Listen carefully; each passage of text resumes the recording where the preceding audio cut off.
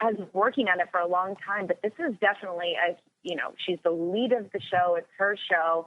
And she had done some, I think, pretty significant guest stars and a couple of reoccurrings here and there, but really got this opportunity. And man, she is just knocking it out of the ballpark. And for me, that's so inspiring to see someone just get the opportunity and run with it. And she's so cute. She says that she isn't, that I said, how did you get this part? And is this kind of a part that lives within you? And she said, oh no, it's just me. It's just me in different circumstances. And you can really tell. I mean, she's just on and off camera. She's genuine. So easy to work with. And she's so genuine, and she's so good, and she's so pretty, and she's so sweet off camera. And I just love seeing new stars like that be given an opportunity, and that's what she is. She's a star. Yeah. It says here, we're looking at your IMDb page right now. Just so we're glancing through your list. Yeah. You were on Law and Order LA. It says female soccer player. I have to ask this because the World Cup's been going on, and I've been sitting in front of my TV watching every single game since it started. Yeah, unfortunately, did you actually have to do any soccer on screen? Yes, I did, but thank God they just running around.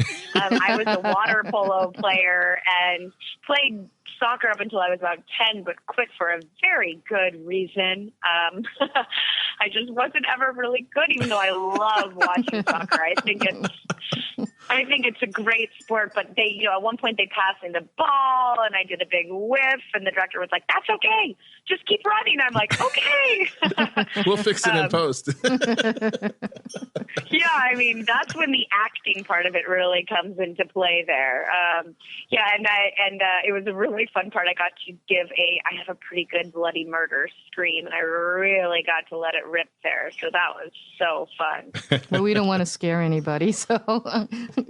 Well, in fact, that was an interesting audition process because for the audition, it wasn't a huge scene. There was some activity, and it was only one scene. It was one of the first kind of things that I did, and all these girls were lined up, and we all had to go in this room that had the thinnest walls ever. And really, the main part of the scene, other than like the 6 lines, was to let out this blood-curdling scream. So you just have, 30 girls waiting there and just these screams happening one after the other. And everyone's just sitting there getting more and more nervous. And it was one of those auditions. The casting directors were amazing. And you sit there and go, oh, that was pathetic. I can do that better. Yeah, you start kind of pumping yourself up, and then someone does a really good one, and you're like, oh, God.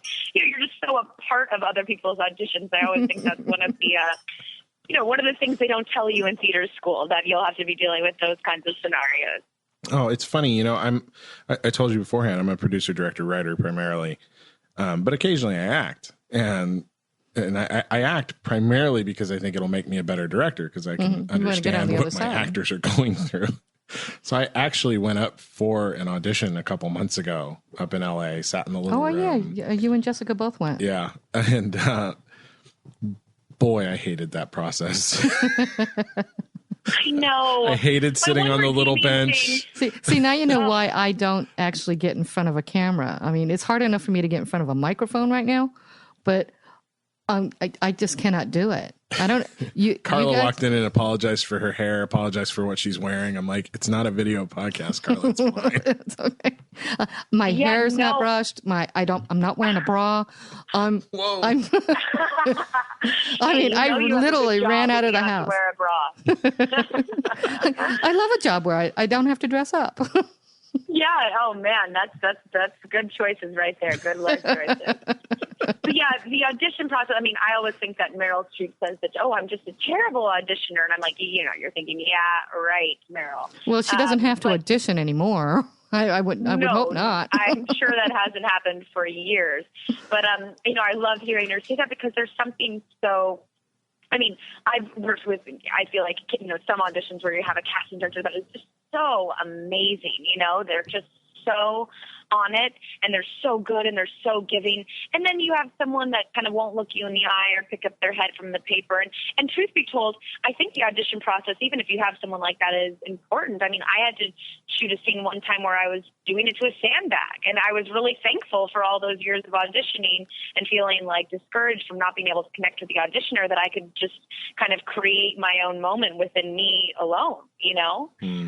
So there is some sense to the audition. Yeah, I think there should not as fun as the connection, you know? Yeah, I think there should be a class called acting with inanimate objects. Yeah, yes, I yeah. know. And I think that would so help a lot of actors with the auditioning process. I know.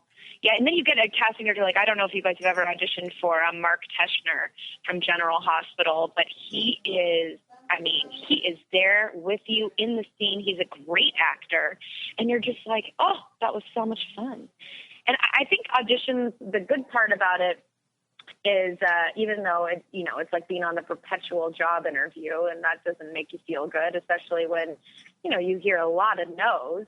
But it's such a character building thing. And when I fresh graduate from USC, I didn't know what this word meant until I did. I was so green, and I was so naive, and I was so dreamy about the whole art part that it was kind of,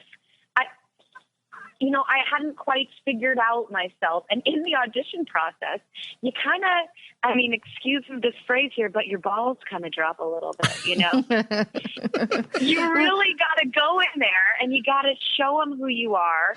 You got to be totally confident. And I think at the end of the day, the best audition is when the casting director is like, whoa, not only did you do a great job, but you want to get a beer after? You seem like a cool person. I mean, if you can go in there. It's funny because I was just about to say that to you. We got to get together. Yeah. We got to go hang out next time I'm up in LA. Oh, good. The second you said your balls dropped, I was like, this is a girl I can hang out with. Well, I would love to do that. I'm definitely taking you up on that. And, it's how quick can I be myself without any sort of shame or anything like that. And I was just reading this article that Sam, oh, come on, Kelsey, what's his name? Just my favorite actor of all time. Sam, come on, guys, help. He was in Charlie's Angels. He played the bad guy. He was in Green Mile. Sam Rockwell. Yes. Oh, my God, thank you. I don't tell anyone except for everyone that's listening to this that I forgot that. We're still a small podcast. It's okay. Well, good. Well, after this show, we're going to be a large podcast, and you're just there you go. There you go. But, he said something along the lines of, like, you kind of have to have that moment where you're just like, you know what? This is what I want to do. I'll take some adjustments, sure. But here's what I want to do with it, and really just going in and being an artist about it, and not being inflexible, but being pretty determined and confident in what you want to do and putting your stamp behind it. I think I wasted a lot of years auditioning, kind of being like, okay, I'm here, I'm flexible, I want the job. There's malleable, but then there's too malleable where, you don't really get to embrace a character the way that it should be embraced. Yeah. And at the end of the day, you have to live with you. I mean, if you can hold your head high and say, I did what I wanted to do, it's so competitive that I feel like you kind of have to have that. I did what I want to do. I feel good. I feel like I worked hard and I did me. That's all I can do. Well, having sat on the director-producer side of that table, the thing I tell my actors all the time is you have no control over whether these people like you or not. And they might like you and you're still not right for the role. So all you can do is go in and be yourself and give them something you're happy with. And then don't worry about the rest. It's like the rest will handle itself regardless. So don't worry about the rest of it. Just go in and do the thing that makes you happy with the performance and then forget about it, because that's all you can do. Yeah. Don't stress. Like you say, it's like you're actually applying for a job. If you don't get it, you don't get it. You move on and you put in an application somewhere else. Yeah, and but it's not like a regular job either, though, because there are factors way beyond your resume that you have no control over. Like you're 2 inches shorter than the other guy who showed up. sucks for you. You've lost the role.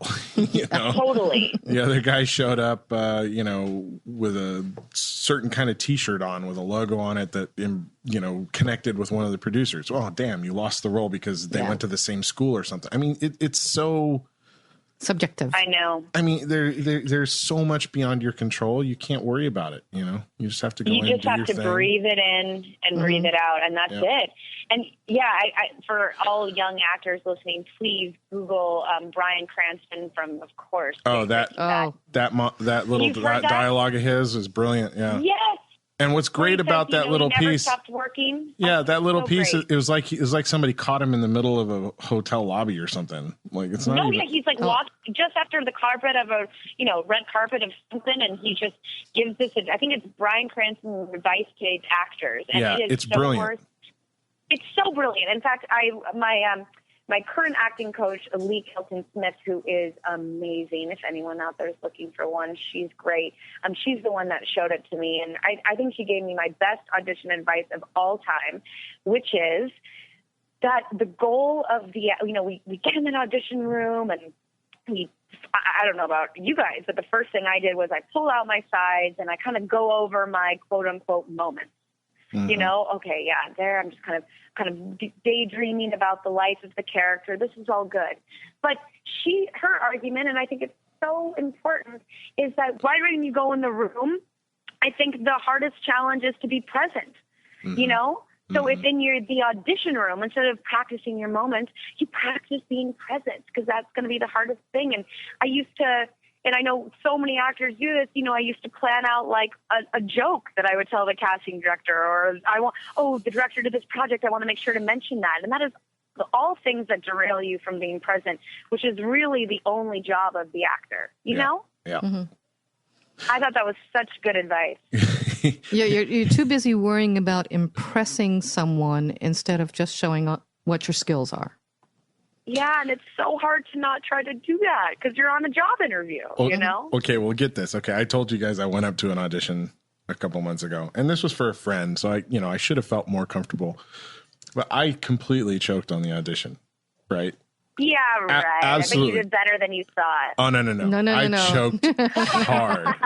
Like, I choked so hard. He was ranting on Facebook, don't ever want to do that again. And I finished up the audition. I was supposed to audition for 2 different roles. I finished up the audition for the first role. And he goes, okay, well, let's read for the second one. I said, let's not. Let's not. Yeah. I said, I don't think it's necessary, because I know I'm not going to get these parts because I'm not up for it. I said, and this is where I got in my own way really bad. Then I threw on my producer and I'm your friend hat. I said, can I give you some notes on your audition piece, though? Oh my gosh! Amazing. And that if he was even in the running, that right there just killed it. Hey, but you're ambitious and you're a smart guy, and it's hard not to do that, Yeah. So and then it's hard, of course. Then you get in your car and you flip down your little mirror and you give the audition of your life to yourself in the mirror. Well, no one will ever hear or see it. And that third audition, that car audition, is always the one. Everything's better after the fact. Well, it's like singing in the shower.